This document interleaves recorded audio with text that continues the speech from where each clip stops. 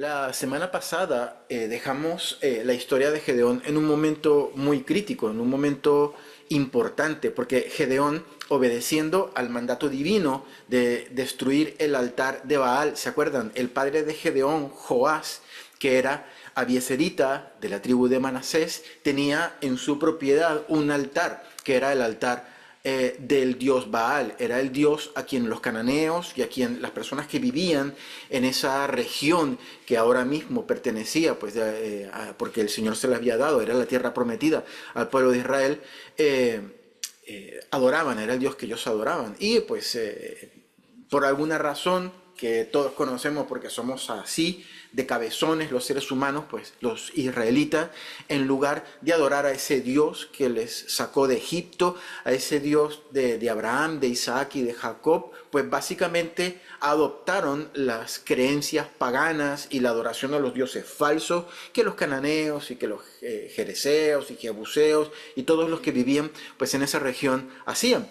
Y pues allí tenía el señor Joás un altar dedicado al dios Baal. Nos podemos imaginar que ese altar probablemente estaba situado en una ubicación en donde la gente del pueblo, sobre todo los de su clan, los abieseritas, los descendientes de Abieser, que veíamos la semana pasada, pues venían por la mañana y ofrecían pues sus ofrendas y ofrecían sus oraciones y sus rezos y sus, qué sé yo, si prendían velitas o cosas por el estilo, capaz que sí, porque todo eso viene del paganismo.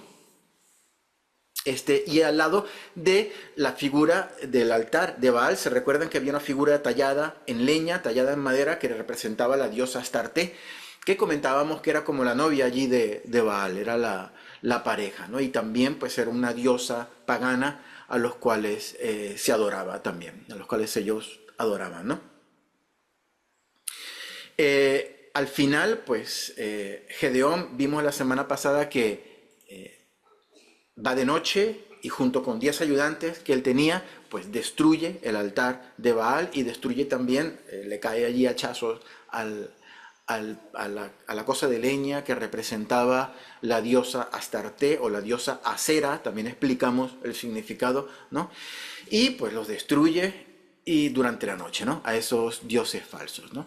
Lo dice la palabra que Gedeón lo hizo porque tenía miedo de la familia de su padre y también tenía miedo de la gente del pueblo, ¿no? Y para mantener un perfil bajo, él lo hace durante la noche, ¿no? Sin embargo, hermanos, no importa que nosotros tratemos de pasar desapercibidos como creyentes, no importa si nosotros tratamos de tener un perfil bajo, si nosotros tenemos la intención de obedecer la palabra de Dios al pie de la letra, si servimos a Dios, si le agradamos a Él, o nuestra intención, nuestras acciones, nuestros pensamientos y nuestras palabras vienen motorizadas por ese deseo de agradarle a Él por encima de todas las cosas, hermanos, es imposible que nosotros no experimentemos las consecuencias de eso.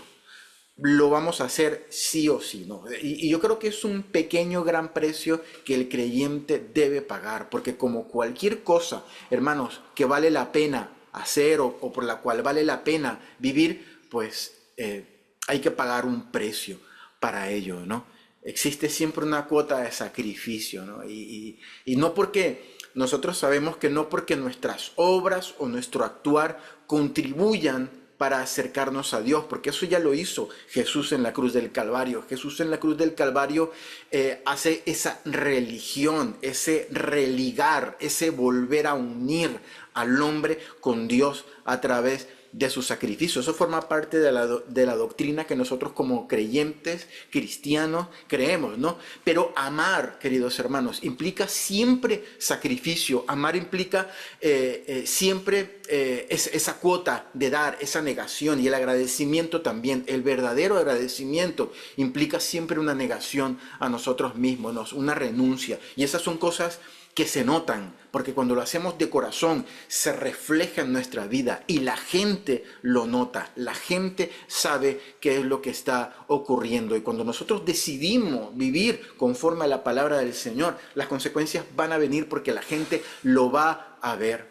Obedecer al Señor, queridos hermanos, obedecer su palabra no deja indiferente al sistema, no deja indiferente a este mundo, al sistema establecido, porque les incomoda, les molesta. Si nosotros mantenemos un perfil bajo y no nos metemos con nadie y así nos quedamos toda la vida sin obedecer al Señor o obedeciéndolo en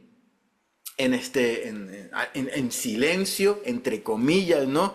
Sin tocar a nadie y sin, entre comillas, molestar a nadie, todo va a estar bien, ¿no? Pero cuando nuestro servicio al Señor, cuando nuestros sacrificios implican derribar altares que han sido edificados, que han sido levantados en honor a dioses que el mismo sistema ha construido para adorarles, allí, queridos hermanos, la cosa se complica, como se le complicó a nuestro protagonista Gedeón. Versículo 28 del capítulo 6 del libro de los Jueces. Por la mañana, cuando los de la ciudad se levantaron, y después recuerden que había ocurrido por la noche, que Gedeón había derribado el altar de Baal, construido un altar nuevo para Dios, y arriba de ese altar había cogido el toro, el segundo toro, ¿no? Que lo explicamos de alguna manera también la semana pasada, y había ofrecido holocausto, sacrificio con ese toro, ¿no? Y cuando los de la ciudad se levantaron, versículo 28, he aquí que el altar de Baal estaba derribado y cortada la imagen de acera que estaba junto a él. Y el segundo toro había sido ofrecido en holocausto sobre el altar edificado, ¿no? Entonces, imagínate este cuadro, ¿no? La gente, recordemos que los israelitas estaban viviendo ¿dónde? En cuevas, en lugares fortificados, en cavernas, por miedo a los madianitas. Habían sido desplazados, desplazados de esa tierra prometida maravillosa que fluía leche y miel, y en lugar de estar disfrutando de las bendiciones de Dios por culpa del pecado, habían tenido que irse a las cavernas, a las cuevas, ahí en las montañas, viviendo como cavernícolas por miedo de los madianitas, ¿no? Y por la mañana, pues yo me imagino que la gente pues tenía ese protocolo para salir, abría un poquito la puerta o la piedra o lo que tuviesen allí en la caverna o el lugar donde estaban viviendo, en la cueva, y si veían que no habían madianitas por allí, pues salían un poquito para que les diera el sol, porque nos podemos imaginar que una caverna, una cueva no tiene ventanas por ninguna parte, entonces salían pues a coger un poquito de aire y eso, y lo primero que les llega por la mañana es ese tufo a barbacoa, que es lo que está pasando aquí, porque habían sacrificado un toro, ¿no? Y pues los primeros que se van acercando, seguramente los más devotos, los feligreses de Baal, pues lo primero que hacían era salir por la mañana, ir a ver, presentarse delante del altar y darse cuenta con horror que su maravilloso Dios Baal, que el altar de su precioso Dios, pues había sido destruido, y no estaba ni él ni la diosa Astarte, ¿no?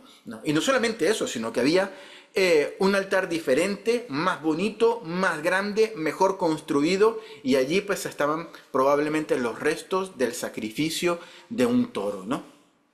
Dada la situación de los judíos, ya revisamos eso la primera semana que estuvimos hablando, lo más seguro es que ellos no tuviesen mucho ganado.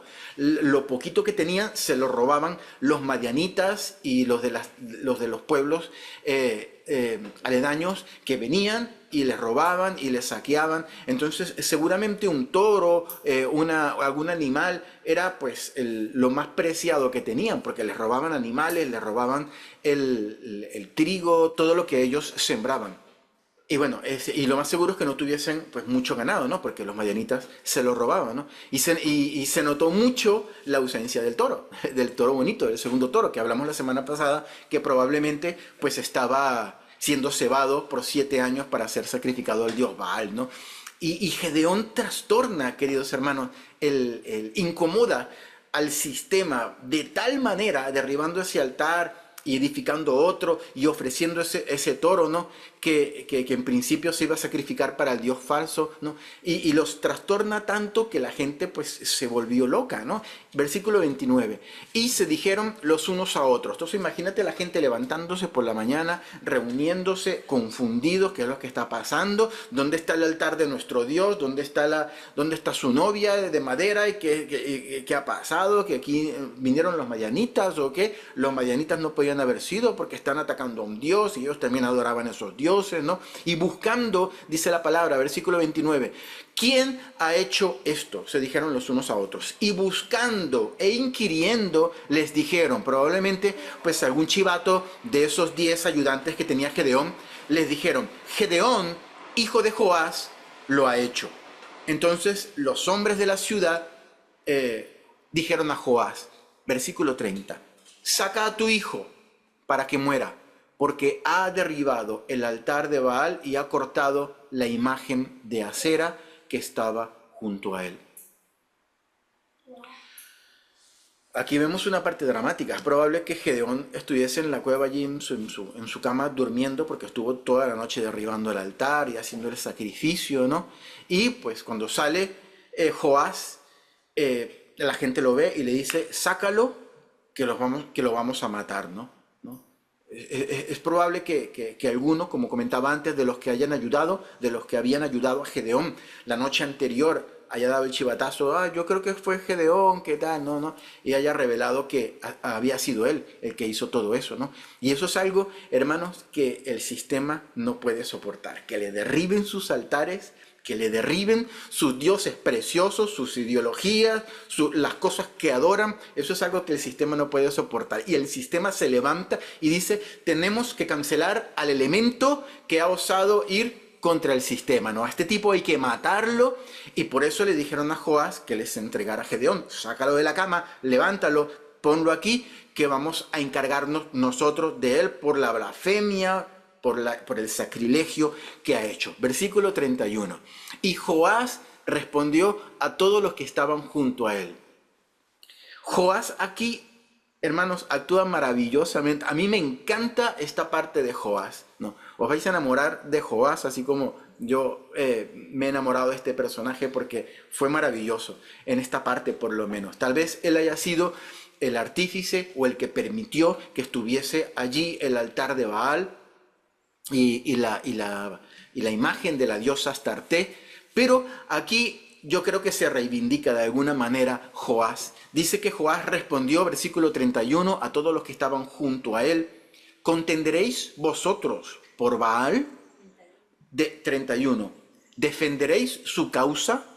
Cualquiera que contienda por él, que muera esta mañana.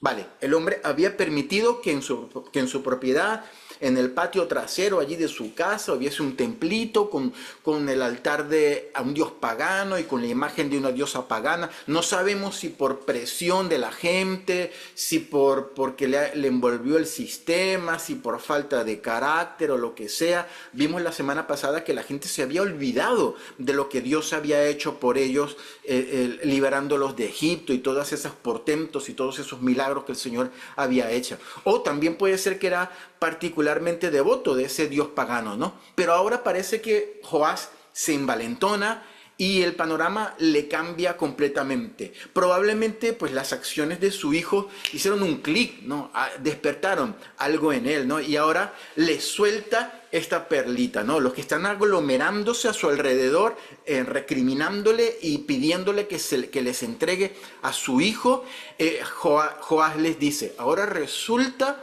que vosotros sois los defensores de Baal. Dice Joás, ahora resulta que sois vosotros los defensores de Baal, ¿no? Aparentemente Joás tenía cierta relevancia o cierto peso, ¿no?, entre su gente, ¿no? Al principio del versículo 31 de la traducción Reina Valera dice que la gente estaba junto a él, pero ese junto a él, si lo vemos en el hebreo, en el original, realmente lo que la palabra quiere transmitir es que estaban en contra de él, o sea, los que estaban siendo antagonistas contra él, ¿no? Porque realmente le estaban recriminando a él también lo que había ocurrido, ¿no? De alguna manera lo estaban responsabilizando a él como padre de Gedeón de las acciones de su hijo, ¿no? Pero ese mismo hombre llamado Joás Abieserita, de la tribu de Manasés, el padre de Gedeón, que había contribuido de alguna manera a la idolatría del pueblo de Israel, pues había permitido poner esos altares, esos dioses paganos en su propiedad, responde, queridos hermanos, con una de mis frases favoritas de las Escrituras. Esta es una de mis frases favoritas y me gustaría que la vieras con detenimiento y te la llevaras en tu corazón, así como yo me la llevo siempre en mi corazón, porque es una frase maravillosa. La encontramos al final del versículo 31. Dice la Reina Valera: si es un Dios, contienda por sí mismo con el que derribó su altar. En otras palabras, cuando el pueblo le reclama a Joás que su hijo había derribado el altar del Dios de ellos, Joás le responde: pues si es verdad que es un Dios, que se busque la vida y que se defienda él solito, ¿no? No que muy Dios, no que muy poderoso, pues que se las vea él solo con el que derribó su altar. Increíble, ¿no? O sea, yo estoy seguro que si Joás hubiese estado hoy en día, o sea, si hubiese existido hoy en día, ¿no?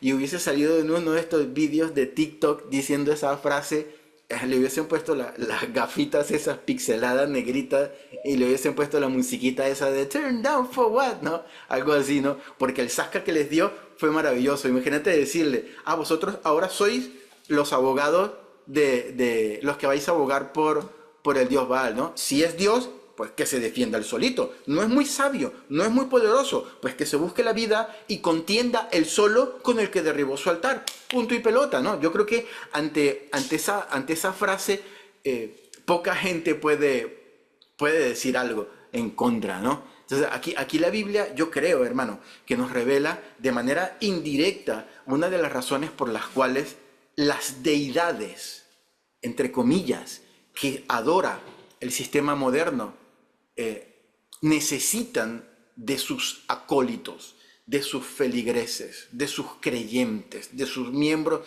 practicantes, para que las defiendan.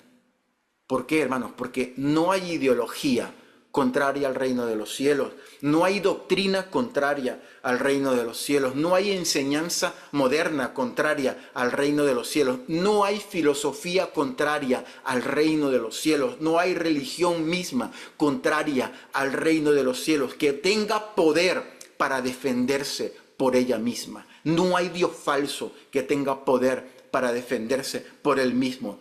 Todas, hermanos, todas, ya sean doctrinas, enseñanzas, ideologías, filosofías, religiones falsas, dioses falsos, todos son reducidos a la nada cuando son confrontadas por la santidad de Dios y por el Evangelio. Todas, queridos hermanos, fallan miserablemente cuando son pesadas en la balanza y se pone de este lado esta cosa y por el otro lado la fe en el Señor Jesucristo, ¿no? A Jesucristo lo crucificaron porque no pudieron con él. Y la única manera que tenían de quitárselo de en medio era matándolo. A este Señor lo tenemos que cancelar. Lo mismo que querían hacer los abieseritas con Gedeón. A este lo tenemos que cancelar porque está en contra de nuestro sistema, está en contra de lo establecido, de lo que a nosotros nos gusta, de lo que nos hace sentir cómodos, y paradójicamente fue el peor error que cometieron los judíos al acabar con Jesús, al quererlo cancelar, porque quien resucita de entre los muertos no fue el mismo flaco que decía frases como el Hijo del Hombre no tiene donde recostar su cabeza, o no he venido para servir, no he venido para ser servido, sino para servir. No era el mismo niño que creció, que tenía que ser cuidado por María, y que tenía que ser cuidado por José, y que tenía que ser amamantado por María, y que dependía de alguna manera de ellos, ¿no? No era el mismo hombre que estaba delante de las autoridades romanas y que no abrió su boca para no defenderse. No era el mismo hombre que tuvo hambre y que necesitó comer. El que resucitó no era el mismo hombre que dijo: angustiada está mi alma hasta la muerte. O no era el mismo hombre que sintió el abandono de su propio padre en la cruz del Calvario. Quien resucita es el que dice: toda potestad me es dada en el cielo y en la tierra. En otras palabras, aquí, ahora y para siempre mando yo, el jefe supremo, el máximo, el líder, la autoridad.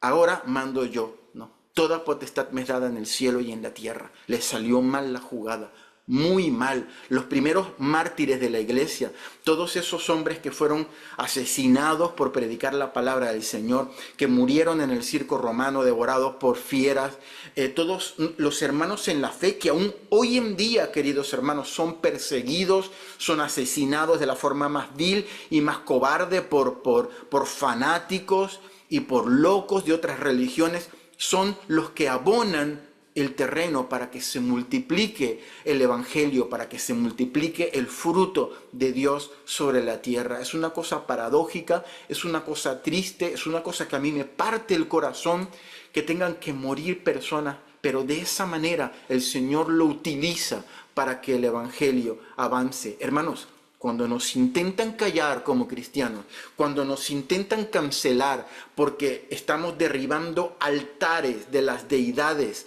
que no se pueden defender por ellas mismas y que necesitan de otros para que las defiendan, porque son filosofías vanas, porque son doctrinas que no sirven, porque son enseñanzas huecas, sin trascendencia, porque son ideologías que van, que vienen, que cambian con el tiempo y que no tienen ninguna oportunidad cuando se trata de ir en contra de la bendita palabra del Señor, que es eterna, que es poderosa, que no cambia, que nunca pasará y que puede cambiar las vidas de las personas. Aleluya. Versículo 32, queridos hermanos. Aquel día Gedeón fue llamado Jerobaal. Esto quiere decir contienda Baal contra él, por cuanto derribó su altar. A Gedeón le cambiaron el nombre. La gente dijo: ya no, tú no te vas a llamar más Gedeón, sino que te vas a llamar Jerobaal. Le pusieron algo así como que a quien Baal le es contrario, ¿no?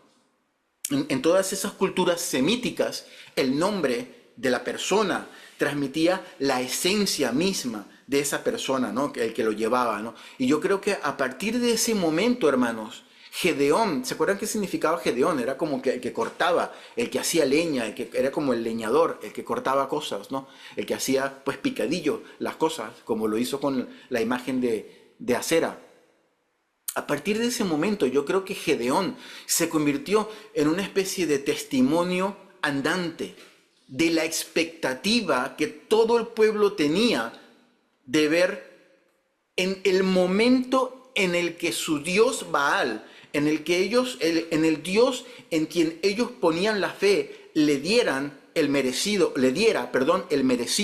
o lo que se merecía a Gedeón por haber cometido el sacrilegio de haber roto su altar, de haber derribado su altar y de haberse metido con su novia, ¿no? Yo creo que eso quiere decir que cada día que pasaba, ¿no? Y cada momento en que Gedeón pasaba delante de las personas, lejos de enfermarse, lejos de tener mala suerte, porque eso es lo que estaba esperando la gente, que el dios Baal se vengara de lo que había hecho Gedeón, que recibiera su cometido, porque era la manera de legitimar a su propio Dios, ¿no? Si Gedeón había cometido un sacrilegio, pues entonces si Dios era Dios, como había dicho Joás, pues tenía que vengarse de Gedeón, y así le pusieron de nombre. Pero cada día que pasaba, en lugar de recibir venganza, lejos de enfermarse, lejos de tener mala suerte, lejos de que le embargaran su casa o de que perdiera su trabajo, lejos de ser atacado por unas plagas divinas, de que se rompiera pues la pierna o lo que sea, se iba fortaleciendo más como líder porque Dios estaba con él. Fue la promesa que el ángel de Jehová le hizo ahí debajo de ese árbol, debajo de esa encina, y le dijo: no se trata de tu fuerza, no se trata de las cualidades y de las habilidades que tú tengas, se trata de que tú vas a tener éxito porque yo estoy contigo. Y se recuerdan cómo lo esperó hasta que regresara con la ofrenda que le dio, y le dijo: la ofrenda, esto que tú me estás dando,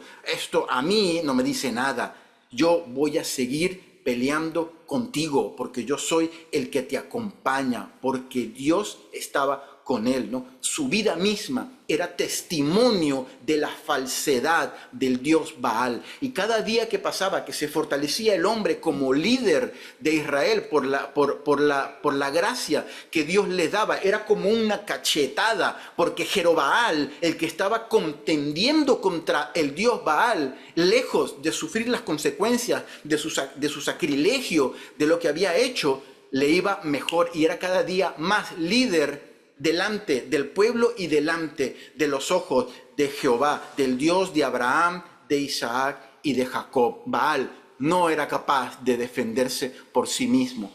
Versículo 33. Pero todos los madianitas y los amalecitas y los de oriente se juntaron a una, y pasando acamparon en el valle de Jezreel.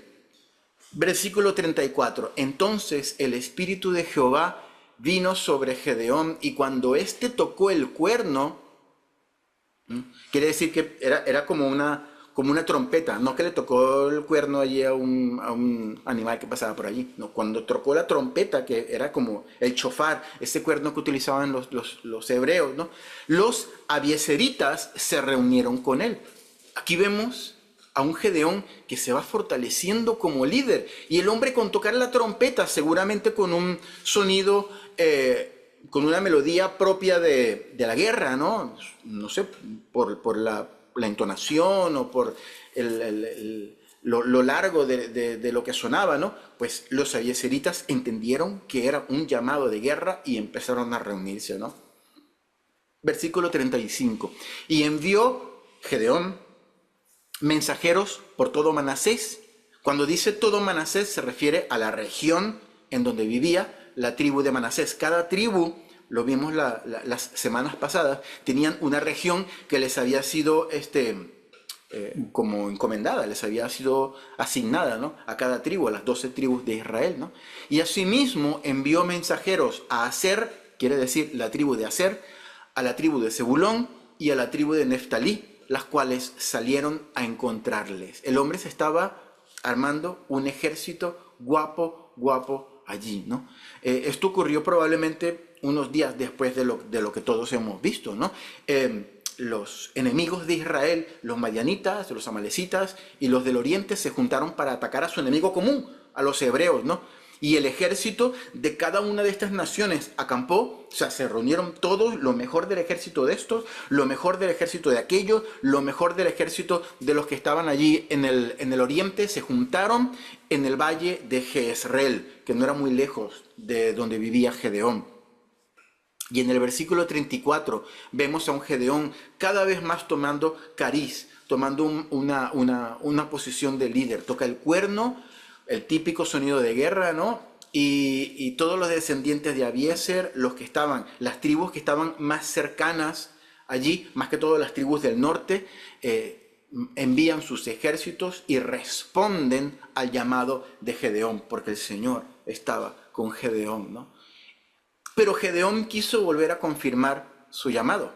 Se ve que el hombre como que no estaba muy 100% seguro de que era Dios el que le había mandado, e hizo lo siguiente. Versículo 36 al 40, y con esto concluimos esta parte de la historia, para que no se nos haga tan larga. Y Gedeón dijo a Dios: si has de salvar a Israel por mi mano, como has dicho, he aquí, yo pondré un vellón de lana en la era, y si el rocío estuviere en el vellón solamente quedando seca toda la tierra, entonces entenderé que salvarás a Israel por mi mano, como lo has dicho. Versículo 38, y aconteció así, pues cuando se levantó de mañana, exprimió el vellón y sacó de él el rocío, un tazón lleno de agua. ¿Qué pasaba aquí? Gedeón le puso una señal a Dios. Le dijo, Señor, yo necesito saber o que me reafirmes o que me confirmes si es que tú vas a salvar a Israel por mi mano, así como me has dicho. El hombre tenía pues esa sombrita de duda, ¿no? Y le puso esta señal siguiente a Dios. Dice que iba a poner un vellón de lana en la era. ¿Se recuerdan? La era era el lugar donde se trillaba el trigo. Se llamaba, a esa parte de la tierra se llamaba la era. Normalmente era una parte abierta donde habían unas rocas donde se golpeaba el trigo con la mano y después se tamizaba para separar la cizaña del trigo y las piedritas y la suciedad. Y luego lo que caía, las semillitas, pues se llevaba al molino y con la piedra pues lo molían un montón de veces y hacían la harina para hacer el pan.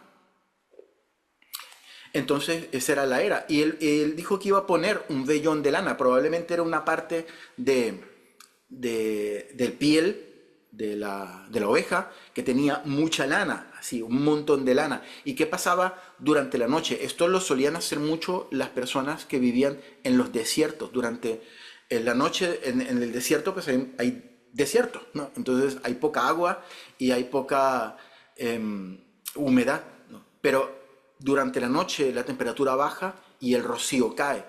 Y algunas personas lo que solían hacer era, sobre todo los que vivían en el desierto, y también lo hacían mucho los navegantes, los que iban en los barcos, que no tenían agua porque estaban en un barco, ¿no? Aunque estaban rodeados de agua, pues no se la podían tomar, era poner un vellón de lana, que era pues como una madeja de la piel de la oveja, y cuando el rocío de la noche, que es agua que hay en el ambiente, comenzaba a levantar durante la noche, pues se impregnaba de agua esa lana, ¿no? Y por la mañana la exprimían y sacaban agua que utilizaban para los animales o para beber. Y dice la palabra que eso fue lo que le dijo Gedeón a Dios que hiciera, ¿no? Pero Gedeón le dijo, yo quiero que por la mañana todo esté lleno de agua. Él lo iba a dejar en el suelo, ¿no? Pero todo lo que esté alrededor, la tierra que esté alrededor, tiene que estar seca. O sea, tiene que haber rocío solamente, o sea, agua solamente la tiene que haber impregnada el vellón de lana. Y cuando se levantó, fue así ocurrió, ¿no? Y alguien puede decir, bueno, pudo haber ocurrido que sí, el rocío impregnó de lana, de agua a la lana, y la tierra, el agua de la tierra pues se secó, porque la tierra también se mojaba con el rocío, pero en los primeros rayos del sol pues se seca, se evapora el agua. Como que no es una señal muy, creo yo, no sé qué pensáis vosotros, pero me parece que no era una señal así muy tal, porque con el rocío se iba a llenar de agua el vellón. Pero, versículo 39, Gedeón le dijo a Dios, no se encienda tu ira contra mí si aún hablaré esta vez. Solamente probaré ahora otra vez con el vellón. Te ruego que solamente el vellón quede seco y el rocío sobre la tierra. O sea, ¿qué le dijo Gedeón? Le dijo, Gedeón, Señor, no te enfades, por favor, pero quiero insistir. Ahora vamos a hacer la prueba, la señal, pero al revés. Voy a dejar el vellón por la noche y cuando suba el rocío, que no se moje el vellón, que no se impregne del rocío, que quede seco, pero que lo que se moje sea la tierra. Versículo 14, y aquella noche lo hizo Dios así. Solo el vellón quedó seco y en toda la tierra hubo rocío. O sea que la tierra estaba toda húmeda, toda mojada del rocío de la noche, pero el vellón de lana estaba completamente seco. Y de esa manera el Señor le confirma a Gedeón que sí, que yo te he llamado, que eres tú, que no seas cabezón, que no me pongas más señales, ve y haz lo que yo te he mandado. Amén. Señor, te damos gracias por lo maravilloso de tu palabra. Gracias, Señor, por esta historia que vamos a ver que cada vez se va poniendo más interesante, porque todavía Gedeón tiene que liderar el ejército que va a pelear contra los madianitas y liberar al pueblo de Israel.